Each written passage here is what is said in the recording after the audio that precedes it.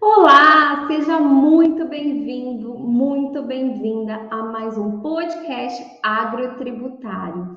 Aqui nós estudamos estratégias e ferramentas para você potencializar sua carreira contábil 3 vezes mais rápido, trabalhando com tributário do agronegócio, mesmo que você não tenha experiência na área. Eu sou Fernanda Bueno, contadora tributarista especializada no agronegócio, e eu estou aqui para mostrar para vocês o que acontece do lado de cá no campo de batalha com uma linguagem totalmente simples de contadora para contadores. E o tema de hoje é tributação de contratos agrários. Como seria a tributação dos contratos agrários? O que seriam contratos agrários? Muitas das vezes os contadores eles acabam sendo pegos de surpresa com seus clientes produtores rurais, quando começam a questionar qual seria a melhor tributação para contratos agrários, o que seriam contratos agrários, então, com uma linguagem para nós contadores, né? Totalmente voltado para nós contadores. O que seria um contrato? Contrato nada mais é que um acordo entre partes.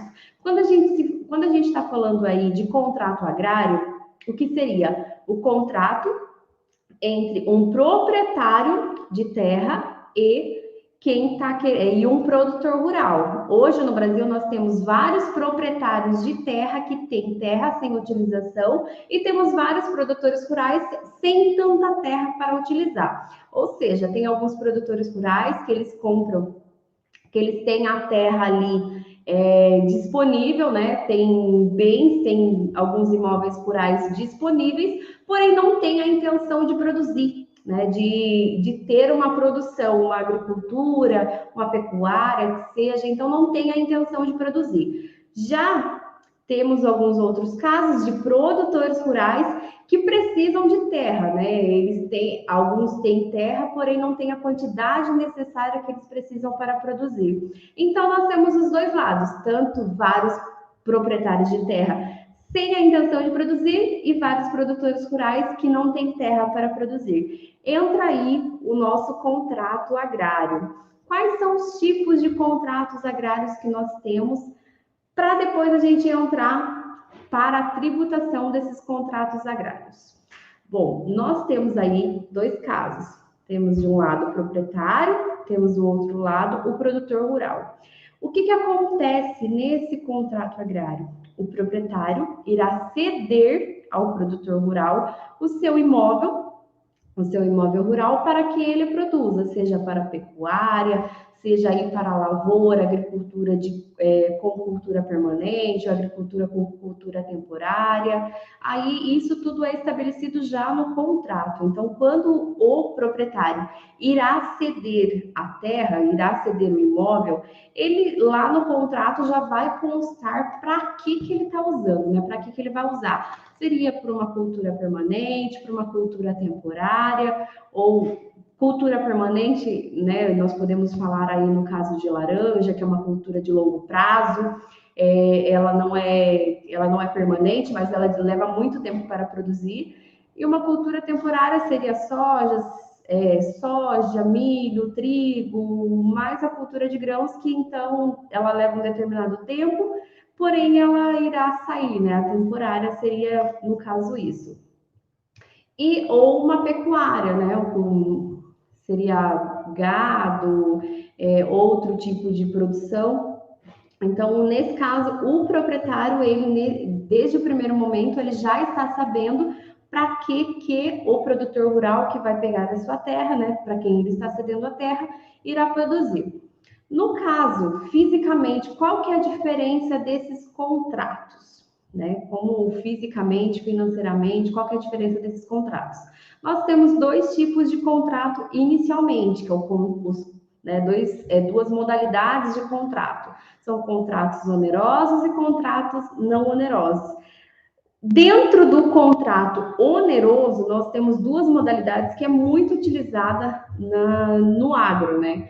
Seria o contrato de arrendamento rural e o contrato de parceria rural. Então, são os dois contratos mais utilizados do grupo oneroso, né? Que são o que a gente vai falar aqui hoje sobre tributação.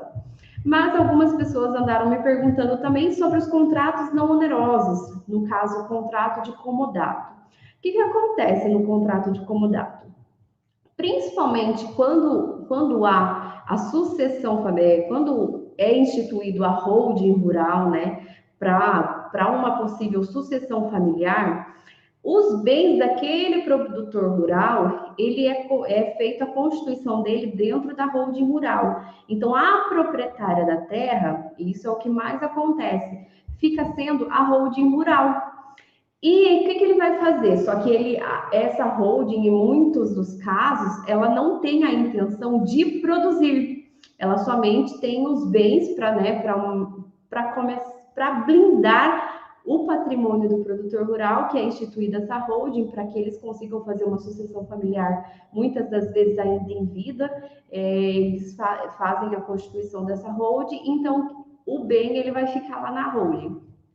O que ela vai fazer para o proprietário? Ela irá fazer um contrato de comodato para que esse produtor rural proprietário consiga utilizar a terra, né? Ele vai fazer a produção rural via pessoa física, então nesses casos acontece muito o contrato de comodato.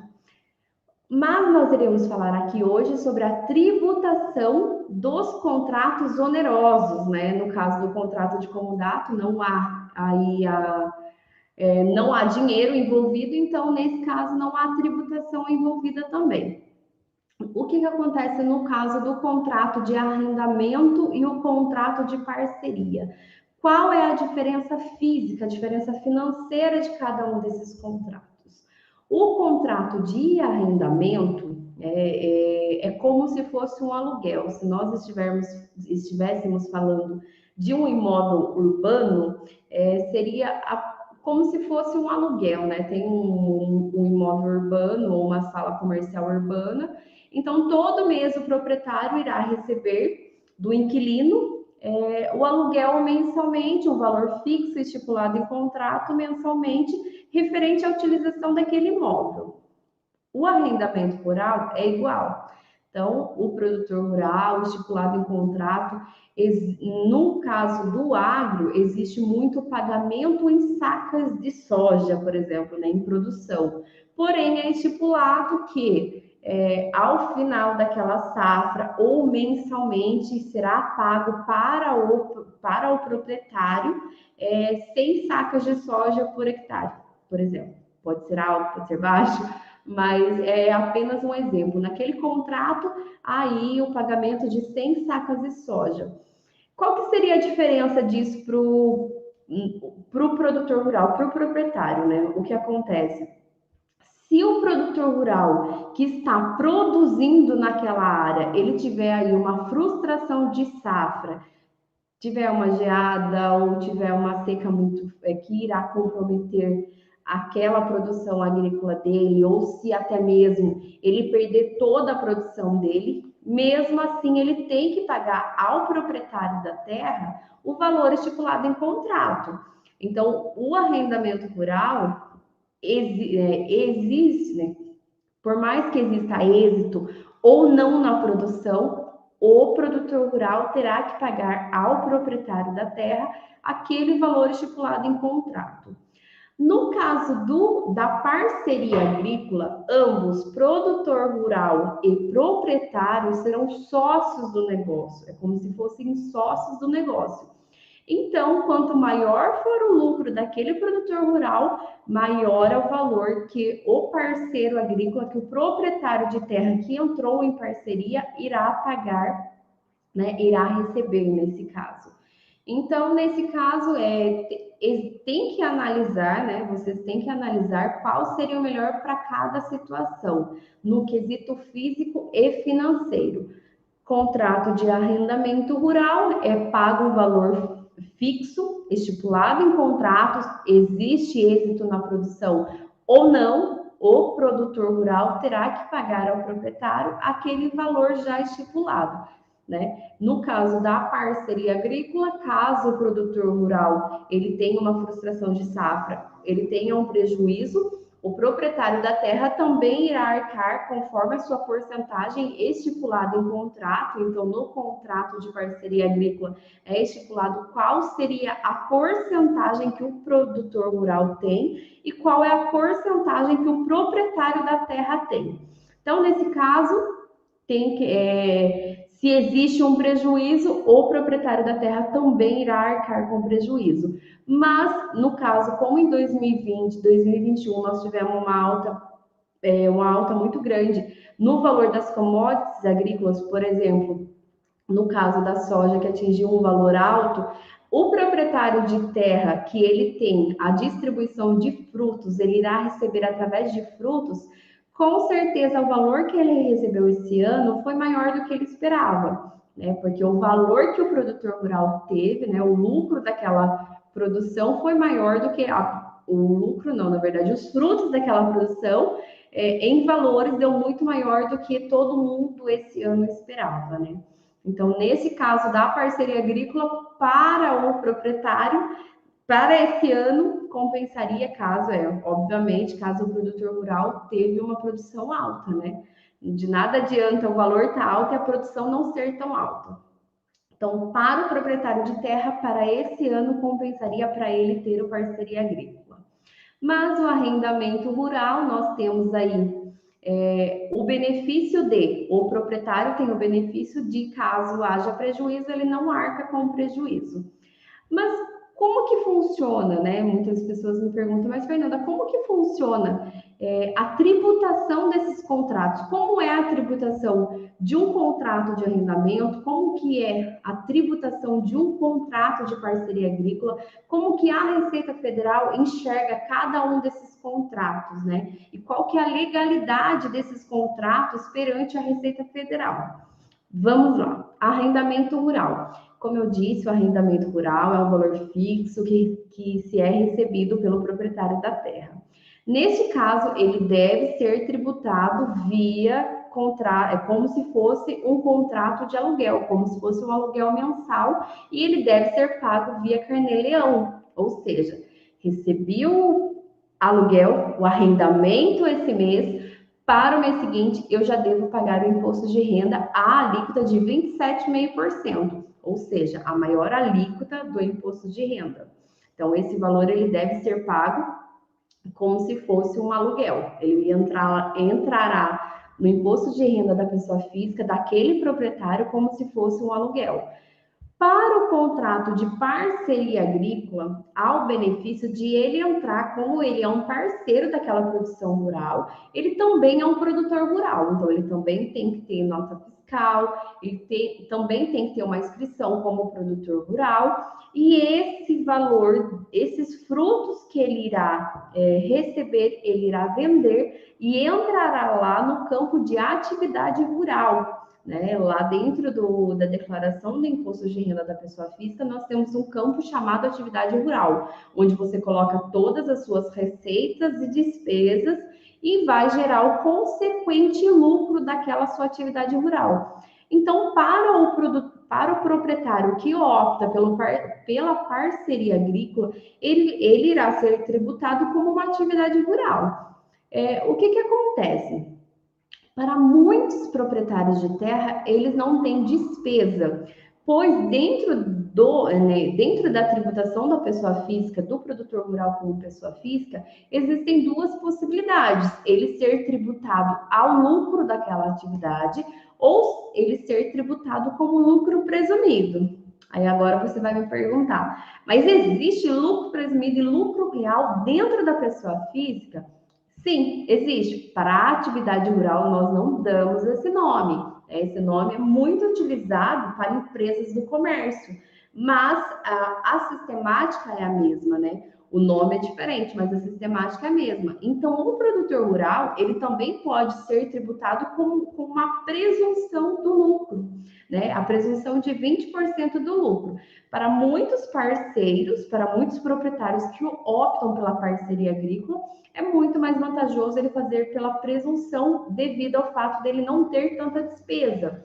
Então, quando ele faz esse cálculo de 27,5% sobre a presunção, que é no caso da atividade rural, nós temos aí a atividade rural, exemplo, R$ 10.000 que ele recebeu de frutos daquela parceria agrícola.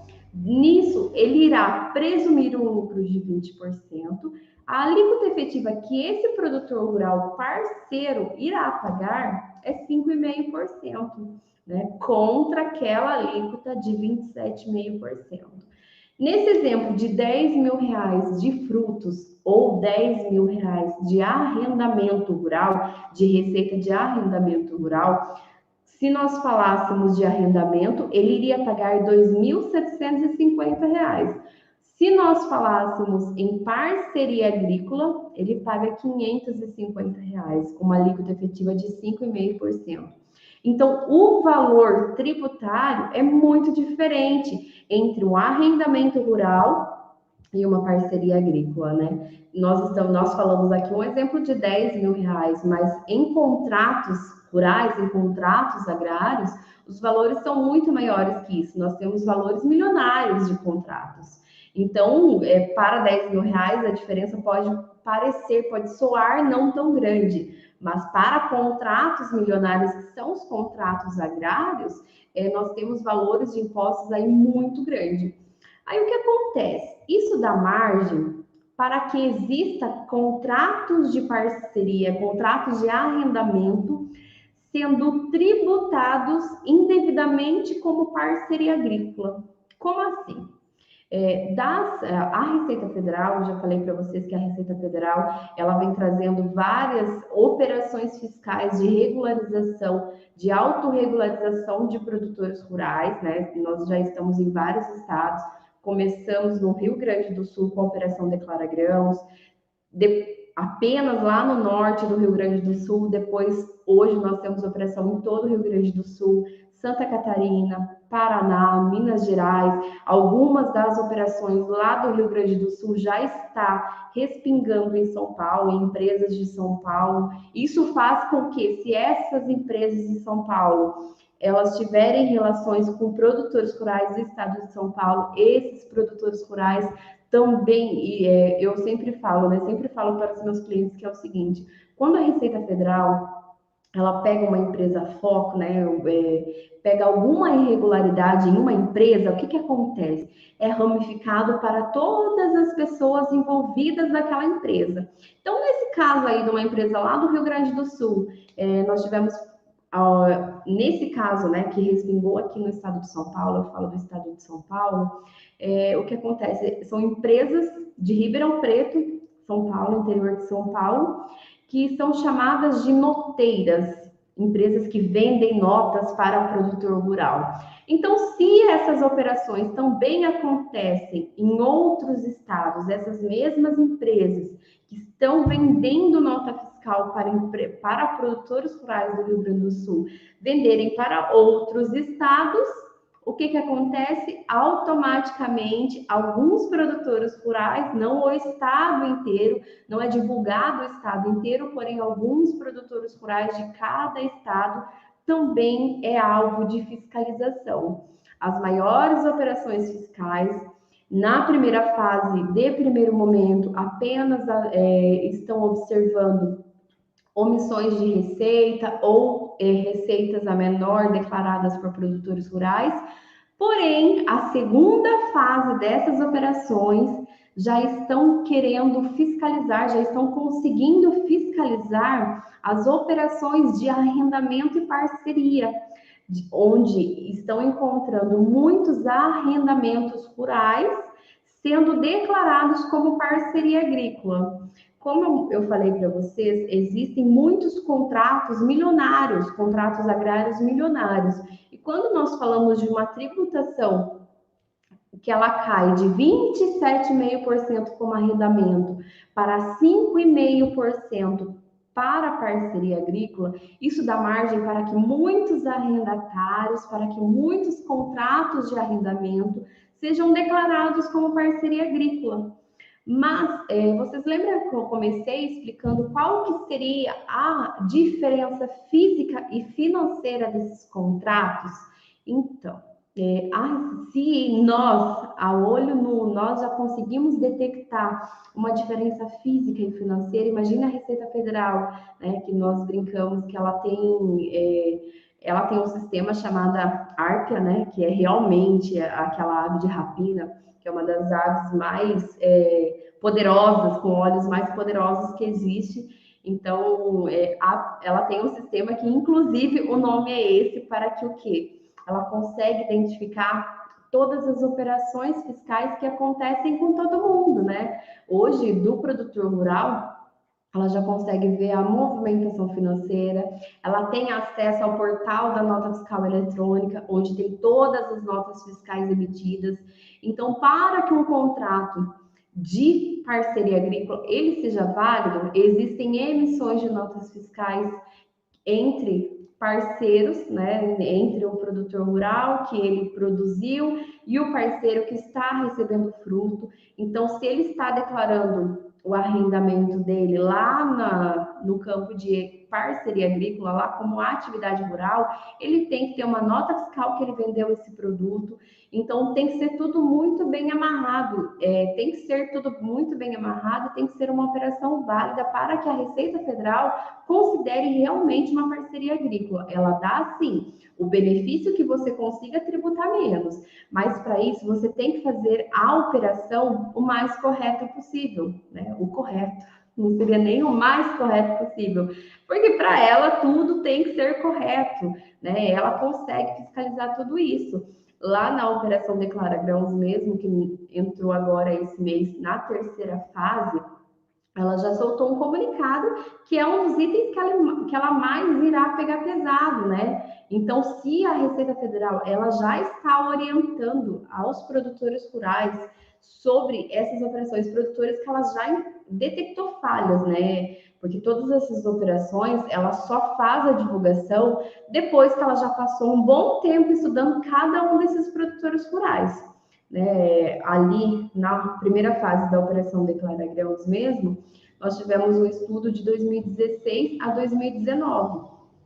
Então, ela passa um tempo estudando, depois que ela tem um número de produtores rurais que ela já conseguiu encontrar as irregularidades, que ela passa as informações do que foi detectado. Então, nós, inclusive nós, contadores, advogados, pessoas que nós que estamos ligados ao agronegócio, né, a todas essas operações que estão acontecendo, nós só temos ciência disso, de tudo que está acontecendo, depois que ela já estudou, ela já ficou ali, que seja 6 meses estudando cada um desses produtores rurais.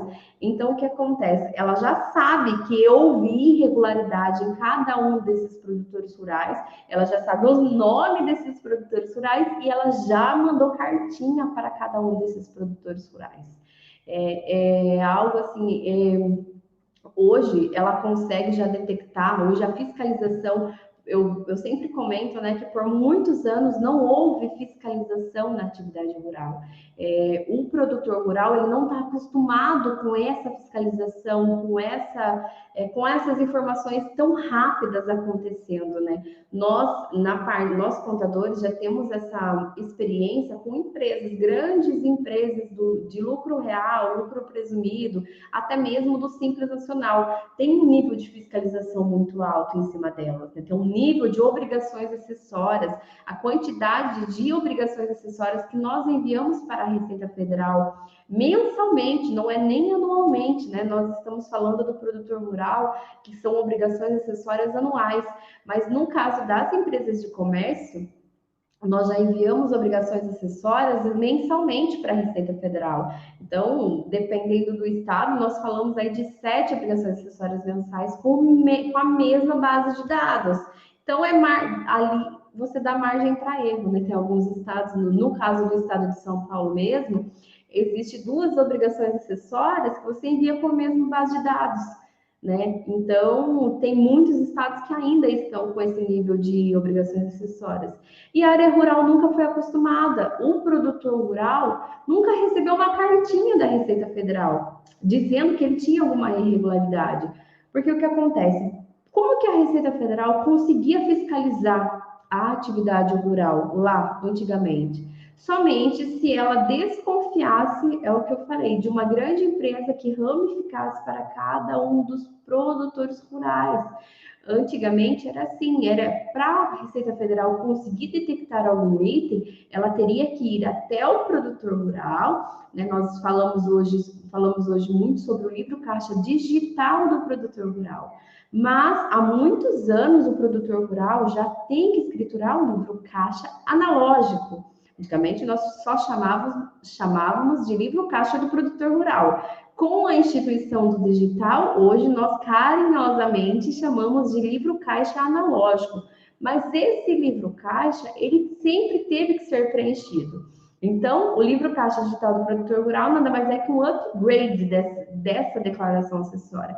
Então, se a Receita Federal desconfiasse daquele produtor rural, ele iria até o produtor rural, pediria o livro caixa, aquele que quase ninguém escritura, pediria o livro caixa, que é onde ele tira a base das suas receitas, das suas despesas, que coloca lá no imposto de renda somente o total de receita, total de despesa e consequente lucro. Mas como que ele chega naquilo ali? É através da escrituração do livro caixa. Então, viria o fiscal, pediria esse livro caixa, essa escrituração e os documentos que originaram toda aquela movimentação.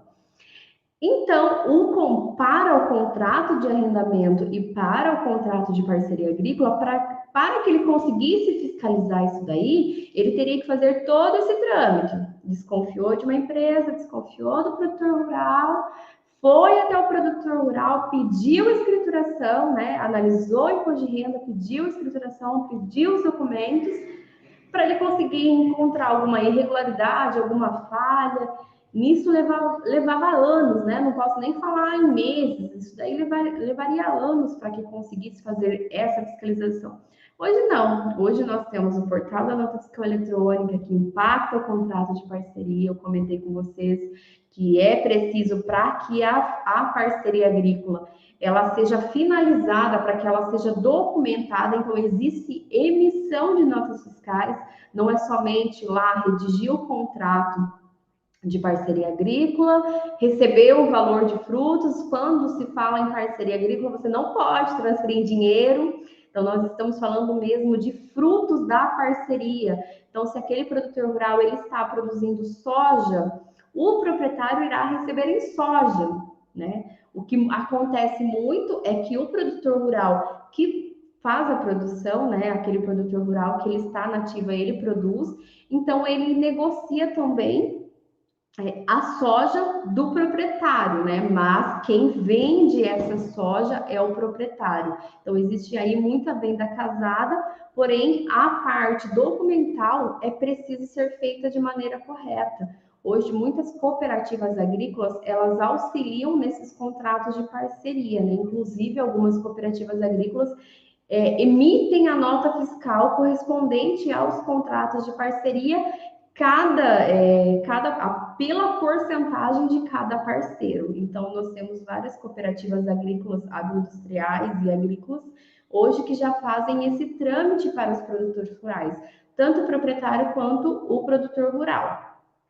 Mas é o que eu falei, então a Receita Federal ela já tem acesso ao banco de dados, coisa que nós, contadores, não temos esse acesso, né? É uma pena que esse acesso de notas fiscais emitidas pelo cliente nós não temos acesso, mas a Receita Federal tem. Então, ela consegue identificar se aquele contrato de parceria agrícola, se ele tem as devidas notas fiscais emitidas referente a ele, ou se não, são apenas alguns valores, né? Muitas das vezes iguais, por exemplo, o produtor rural, o proprietário, recebeu todo mês do ano de 2021 40 mil reais na conta corrente dele, referente ao contrato de parceria agrícola.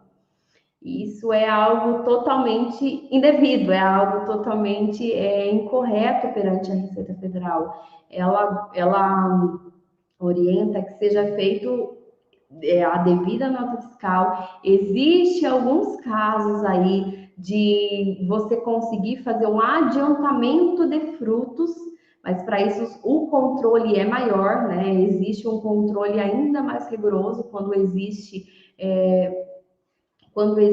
esse adiantamento de frutos de parceria agrícola, então o controle é maior e então a amarração ali entre proprietário e produtor rural, ele tem que ser um pouco mais próxima, digamos que assim. Mas para o caso da parceria agrícola, ela ser totalmente válida, temos que ter as corretas emissões de notas fiscais, para que não seja considerado, para que você não seja alvo para o seu cliente. Imagine o seu cliente produtor rural, que eu sempre falo que um dos maiores medos fiscais do produtor rural é entrar em malha fiscal. Ele não está acostumado com esse nível de fiscalização, né? E todas essas operações fiscais são muito recentes, então o produtor rural ele ainda não está acostumado a tudo isso. O produtor rural, muitos dos produtores rurais ainda não se veem como empresário que de fato são.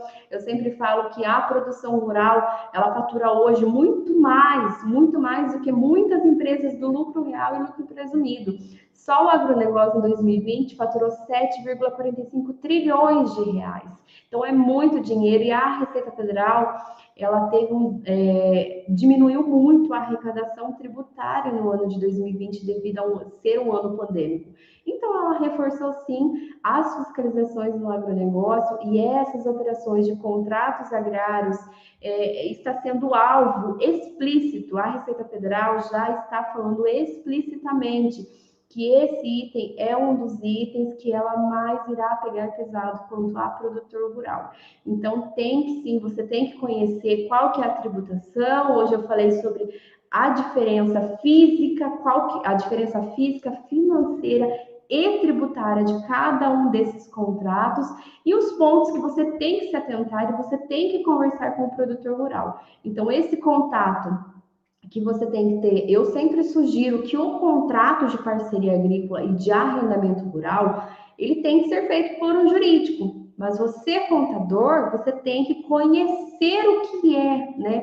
Esse item de você conhecer, não, vou apenas terceirizar a confecção do contrato, mas conversa com o seu cliente também, se a operação é essa mesmo, né? Às vezes você terceiriza para que seja feito um contrato de parceria agrícola, você vai lá, tributa como parceria agrícola, mas fisicamente e financeiramente o proprietário está recebendo arrendamento ou ele está fazendo uma parceria agrícola?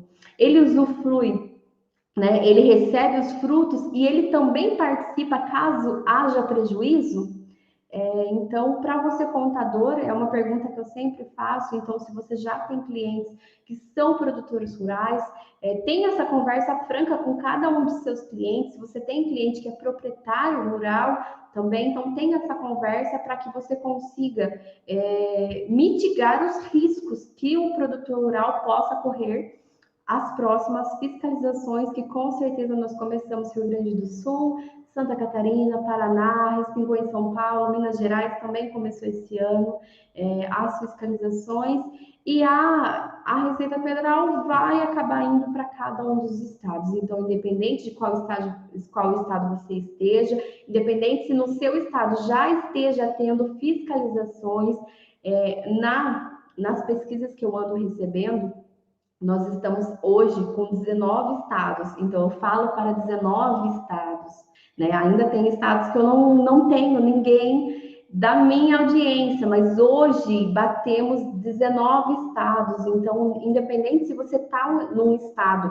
de fiscalização ou não, conversa com seus clientes, produtores rurais, para que nós para que a gente consiga ajudar os nossos produtores rurais, para que a gente consiga ajudar o agronegócio, que essa é a minha maior missão. Ajudar o agronegócio, que é o setor que mais cresce no Brasil e é o setor que levanta a nossa economia, mesmo em meio à pandemia, foi o setor que mais uma vez levantou a economia brasileira. Então, o meu recado para vocês de hoje é esse. A tarefa de casa de hoje é: converse com seu cliente produtor rural, entenda cada um dos seus contratos, né, dos contratos dos seus clientes produtores rurais. Então é isso. Hoje nós estamos finalizando a nossa aula de hoje e até a próxima. Daqui a pouco eu vou soltar o cronograma da nossa semana. Até mais, pessoal, para mais um episódio do podcast Agrotributário.